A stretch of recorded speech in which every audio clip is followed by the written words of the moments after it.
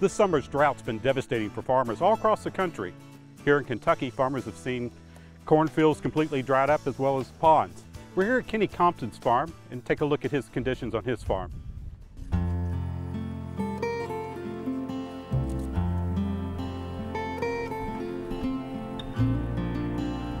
Drought, no water, no water.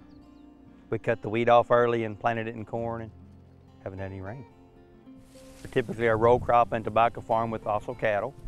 We run about 1,200 acres of beans and corn, 75 acres of tobacco, 200 head of cows, 200 head of mama cows, and we're dry. Our pasture is burned up, everything is dry.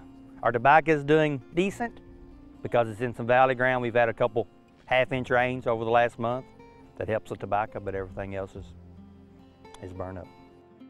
The tobacco crop started off like everything else, really nice, really well managed crop, and this year it has actually become an uneven crop for some growers, but then a lot of growers, a lot of farms I go to, the tobacco crop will be what pays the bills this year.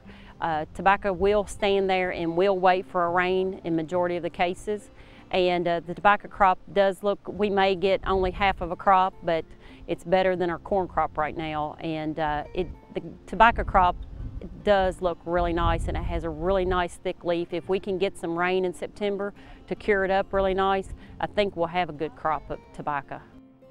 We thought last year was dry. July, August, and September of last year we had nothing here in the valley. This year's it comes sooner, and the heat's really hurt us, you know, along with no water, no rain. The heat a couple weeks ago hurt us more than anything. The evaporation rate was so bad because there was no humidity, no nothing. And it was actually taking moisture out of the ear of corn, taking it up in the air. I mean, actually out of the kernel itself. You know, the evaporation rate was unreal.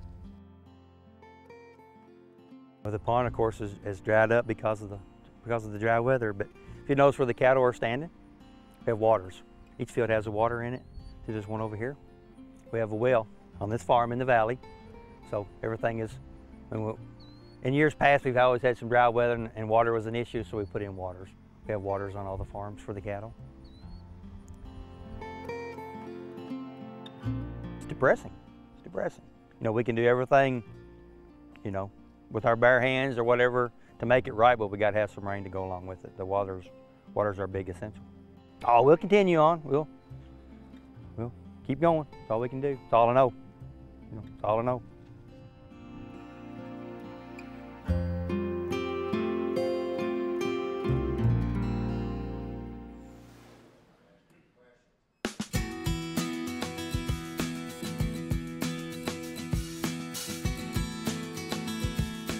Kentucky Farm Bureau's Tax Advisory Committee met at the state office.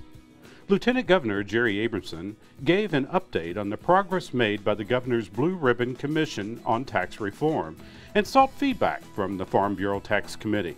I really want to listen to you on issues that you want us to keep an eye on, and that's why I was so appreciative that Pat was willing to give me the chance and Joe had the time to come and join me to listen to you all in terms of where you think we ought to make sure we're respecting and any ideas you have in the agriculture farm and agriculture business area that we should know about. Kentucky Farm Bureau supports House Bill 44, advocating that revenue from property taxes should continue to be limited to 4%. The committee also re-emphasized the need to maintain the state sales tax exemption for production agriculture.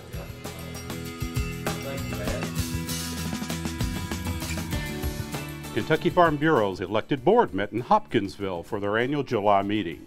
While they were there, they had the opportunity to tour several ag businesses in the area. We just decided to come to the western part of the state and see the crops that are growing here and how agriculture is done here, and we didn't know it was going to be one of the worst droughts in the history when we came down, but we're actually talking about a lot of those issues in the board meeting this morning about the drought and what farmers are facing, and a lot of those issues that are coming up with the tax commission and a lot of issues that are affecting agriculture in the state of Kentucky this year. It's good to look around the room and see everyone here and all the children. And I'll tell you what, this is a large crowd. You all I think from what I heard this morning, maybe going to set a new record. The Young Farmer Summer Outing was held this past month in northern Kentucky. Over 400 young farmers from 59 counties attended the annual event, sponsored by Kentucky Farm Bureau. The outing gives young farmers the opportunity to discuss topics ranging from farm technology to global trade. My wife Elizabeth and I have been coming to the summer outings for probably about 10 or 11 years now, faithfully, and I guess the best way to sum up why it's important for us is the words of our 4- and 6-year-old is because we get to see our Farm Bureau friends, as they say it. You know, whether it be here, be the annual meeting, or the Winter Leadership Conference, it's a good time for young farmers to get together with other young farmers from across the state, exchange ideas, and talk about things that are going on the farm. Of course, this year the lack of rainfall is on everybody's mind. And you know, it's just a good way for us to be able to talk to one another to see about how to address those kinds of challenges. They're a great way for me, myself. I was able to learn a lot from other farmers. I think they're probably my biggest mentors, especially some of the older farmers that were involved in my life as a young person. So I hope in some ways that things that I've done and been able to experience, I can share with them that might save them some of the pitfalls that I had as a young person. So, and they're going to get that through these different tours that they're doing. The outing gives those attending a break in the busy summer season and a chance to get reacquainted with some old friends. Kentucky Farm Bureau has been sponsoring the summer outing for young farmers since 1990.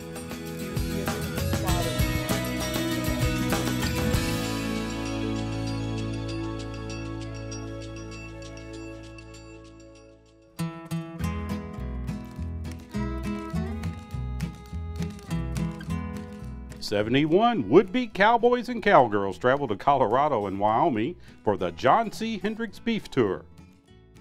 The tour gave members the opportunity to tour ranches and farms in western part of the states. The annual tour is a favorite for those raising beef and for those interested in other farming operations.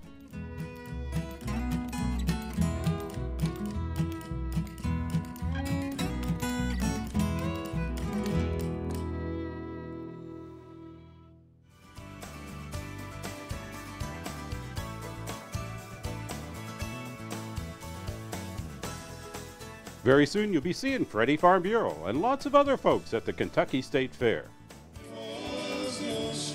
The annual Gospel Quartet Contest is just one of the attractions taking place on Farm Bureau Day at the fair, August 23rd. As always, Farm Bureau Day will be kicked off with the annual Country Ham Breakfast and Charity Auction. And make sure to get your ticket for the Farm Bureau Picnic later that day. Now here's your calendar of coming events.